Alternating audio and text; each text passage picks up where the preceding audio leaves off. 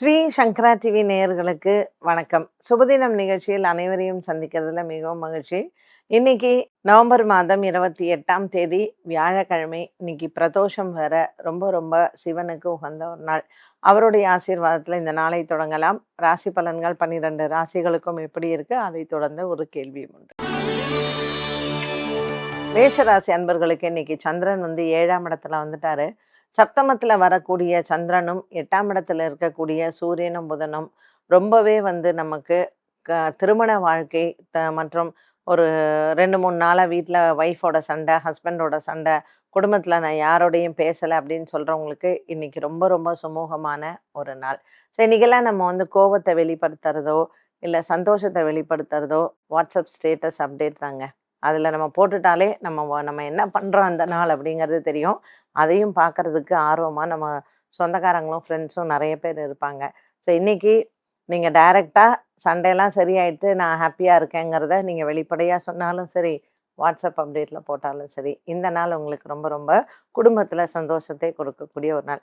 And இப்போ எல்லாமே பார்த்திங்கன்னா இன்ஸ்டாகிராமில் ஃபோட்டோஸை ரிமூவ் பண்ணுறதோ இல்லை ஃபோட்டோஸ் அப்டேட் பண்ணுறதோ இதெல்லாம் தான் ஒரு குடும்பத்தில் எப்படி சண்டை இருக்குது இல்லை சண்டை இல்லாமல் இருக்குது அப்படிங்கிறத தெரிஞ்சுக்கிறது தான். ஸோ உங்களுக்கு இதில் எந்த ஆப்ஷன்ஸ் உங்களுக்கு பிடிச்சிருக்கோ அதை நீங்கள் எடுத்துக்கலாம். மேஷராசி நேயர்களுக்கு குடும்ப ஒத்துமையாக்கான ஒரு நாள் இன்று. அதே போல் அலுவலக வேலைகள், ஹெல்த் இதெல்லாம் எப்படி இருக்கும், எல்லாமே சூப்பராக இருக்கும். பிரதோஷம், அதனால் சிவபெருமான் கோயில் போங்க. இன்னைக்கு நந்தி தேவருக்கு அருகம்புல் மாலை போட்டு அர்ச்சனை பண்ணுங்க.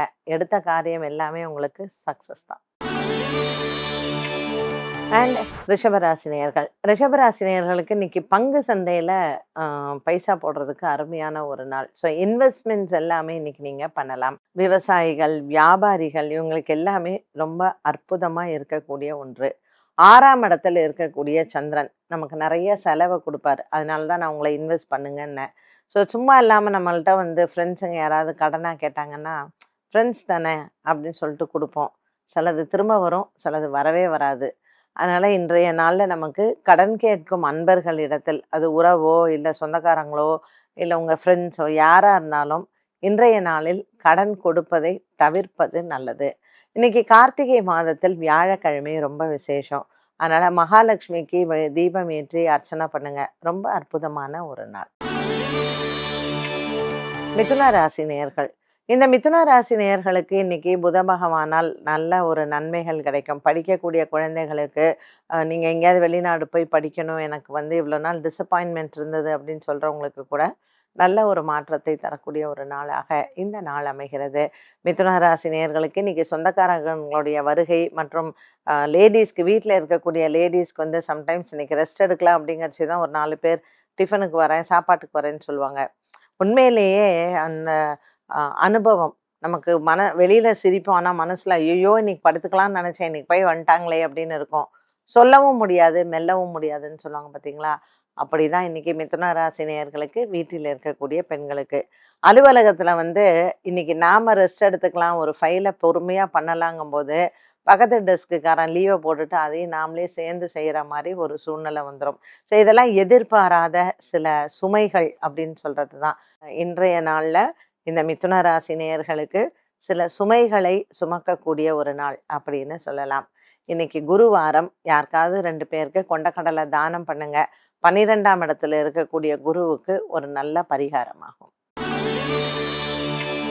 கடகராசி அன்பர்கள். இந்த கடகராசி நேயர்களுக்கு இந்த செவ்வாய் அதை விட்டு நகர்ற வரைக்கும் கொஞ்சம் தலைவலின்னே சொல்லலாம்.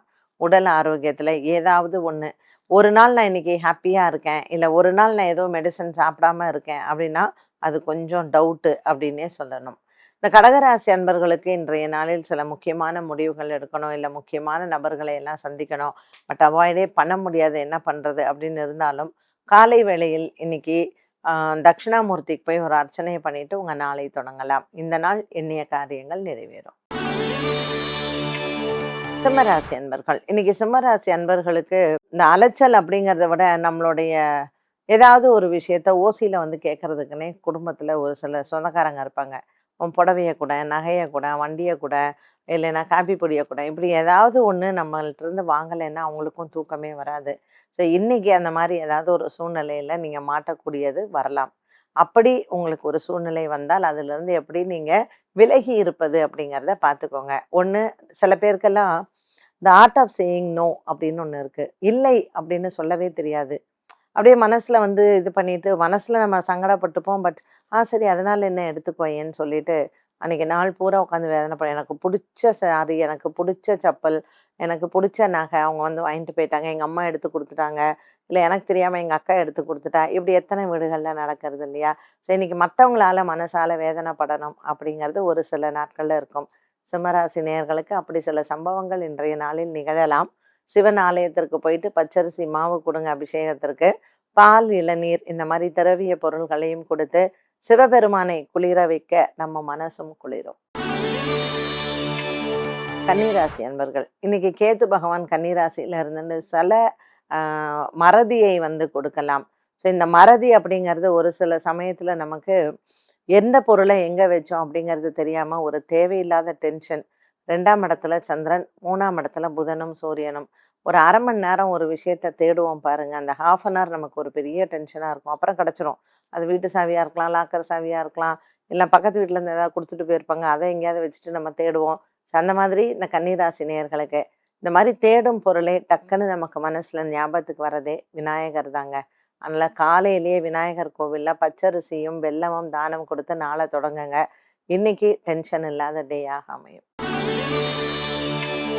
துலாம் ராசி நேயர்கள். துலாம் ராசி நேயர்களுக்கு இன்னைக்கு புதிய நட்புகளோ, ஏதாவது ஒரு கல்யாண வீட்டுக்கு போம்போது யாரையாவது நம்ம சந்திப்போம். அவங்க மூலமாக நமக்கு சில நன்மைகள்லாம் கிடைக்கும். வேலையில சில மாற்றங்கள் வரலாம். வாழ்க்கையில ஏதாவது அவங்க வீட்ல பொண்ணு சொல்லலாம், இல்ல பையன் சொல்லலாம். நமக்கு திருமண யோகங்கள் நம்ம வீட்டுக்கு வரலாம். இப்படி துலாம் ராசி நேயர்களுக்கு இன்னைக்கு பல புதிய அனுபவங்களும், புதிய மனிதர்களும் வாழ்க்கையில் சந்திக்கக்கூடிய சந்தர்ப்பங்கள் நிகழும். இந்த சந்திப்புகள் உங்களுக்கு நன்மையை தருவதாகவே அமையும். இன்று குருவாரத்தில் விநாயக பெருமானையும் தட்சிணாமூர்த்தியையும் வணங்க இந்த நாள் நல்ல நாள். விருச்சிக ராசி நேயர்கள். விருச்சிக ராசி நேயர்களுக்கு இன்னைக்கு நாள் முழுவதுமே நல்ல ஒரு மன அமைதி இருக்கும். உடல் ஆரோக்கியத்தில் கொஞ்சம் கவனம் தேவை.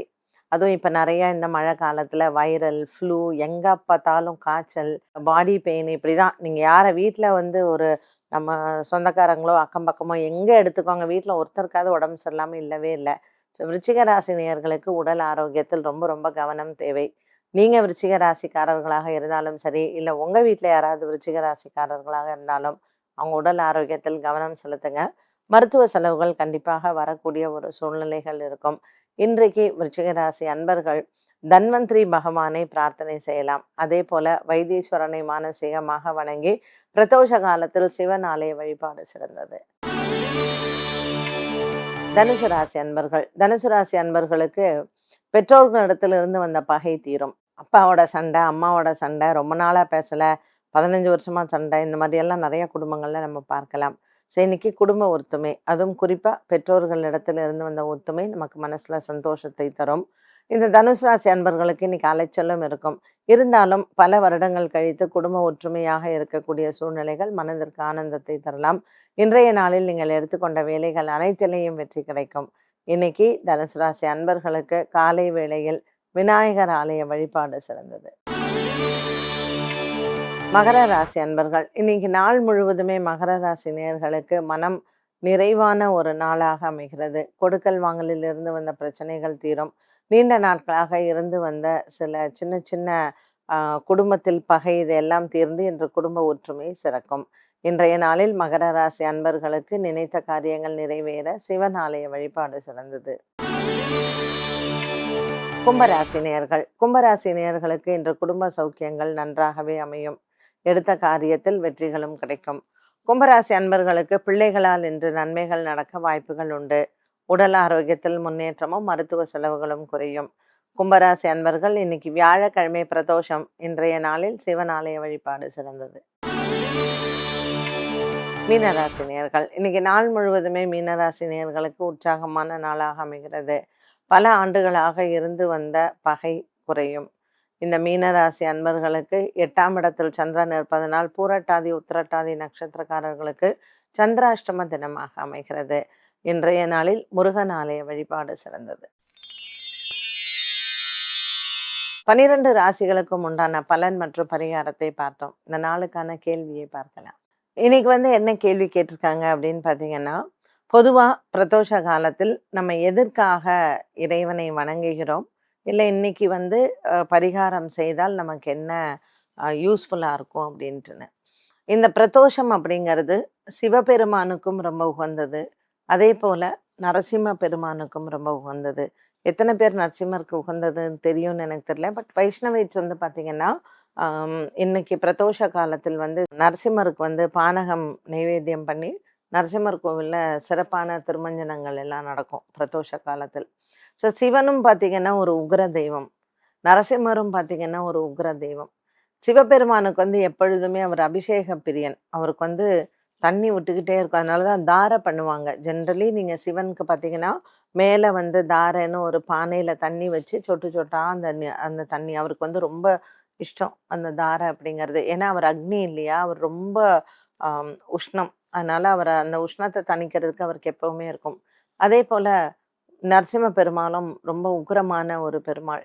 அதனால இந்த பிரதோஷ காலம் வந்து சாயங்காலம் அந்த 4:30லிருந்து 6 வந்து எப்படி கைலாய மலையில் சிவபெருமான் நந்தி பெருமான் மேல் உட்கார்ந்து தன்னுடைய குடும்ப சமேதராக கைலாயத்தை வலம் வருகிறாரோ, அந்த 4:30 மணியிலிருந்து 6 மணி அப்படிங்கிற அந்த காலத்தில் பிரதோஷ காலத்தில் நரசிம்ம பெருமான் வந்து அவர் ஹிரண்யகசிப்புவை வந்து அந்த சாயங்காலம் அந்தி வேளையில அந்த 4:30, 6ல தான் அவரை பிரகலாதன் வந்து அவருக்கு காட்சி கொடுத்து ஹிரண்யகசிப்புவை வதம் செய்தது அன்றைய அந்த பிரதோஷ காலத்தில் தான். ஸோ நரசிம்மருக்கு வந்து எப்பொழுதுமே பிரதோஷ காலம் ரொம்ப விசேஷம். சரி, இந்த பிரதோஷ காலத்தில் நம்ம என்ன வணங்கணும்? இல்ல என்ன மாதிரியான பரிகாரங்கள்லாம் தீராத கடன். எனக்கு எப்பொழுதுமே நான் கடன்ல இருக்கேன். என்னால இந்த கடன்ல இருந்து வெளியிலேயே வர முடியல அப்படின்னு சொல்றவங்க, ருண விமோசனம்னு சொல்றது. ஸோ நரசிம்மருக்கு ருண விமோசன ஸ்லோகம் அப்படின்னே இருக்கு. அத இந்த பிரதோஷ காலத்தில் ஒரு நரசிம்மர் கோவில்ல போய் உட்கார்ந்து, ருண விமோசன ஸ்லோகத்தை கூறி, அவருக்கு பானகம் நெய்வேத்தியம் செய்வது ரொம்ப விசேஷம். உங்க கடன் பிரச்சனைகள் தீரும். அந்த பானகம் நெய்வேத்தியம் பண்ணலைன்னா, வெல்லம் வந்து கோவிலுக்கு தானமாக குடுங்க. சிவபெருமானுக்கு பிரதோஷ காலத்தில் நீங்க சாப்பிடாம விரதம் இருந்து, பிரதோஷ வழிபாடை செய்துவிட்டு, நந்தியம் பெருமானுக்கு தான் அன்னைக்கு ரொம்ப விசேஷம். பிரதோஷத்துல சிவபெருமானுக்கு அபிஷேகம் நடக்கும். அதை நந்தியின் 2 கொம்புகள் வழியாக நம்ம வந்து சிவனினுடைய அந்த அபிஷேகத்தை தரிசனம் செய்தால் நமக்கு கைலாயத்தில் இடம் உண்டு. நம்ம பாவங்கள் தீரும். இப்படி இந்த 4:30லிருந்து 6 மணிக்கு இந்த பிரதோஷ காலம்னு சொல்லக்கூடிய இந்த நேரம் ரொம்ப விசேஷமானது. இதுல நம்ம என்ன மாதிரியான வேண்டுதல்கள் வைத்தாலும் பலிக்கும். என்ன நேயர்களே, இன்றைய இந்த சுபதினம் நிகழ்ச்சி அனைவருக்குமே ரொம்ப பயனுள்ளதாக அமைந்திருக்கும். மீண்டும் சந்திக்கும் வரை நன்றி, வணக்கம்.